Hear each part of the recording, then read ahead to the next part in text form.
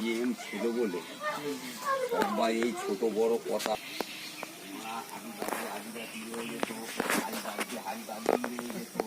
হ্যাঁ উঠে আমরা তৃণমূলের বুঝতে পেরেছো তো?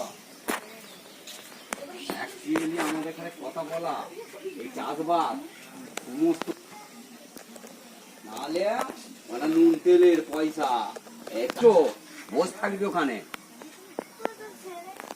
এখন সেই কথাটা বলতে পারবে না। আর জীবনে সিপিএম সরকার সিপিএম না আজকে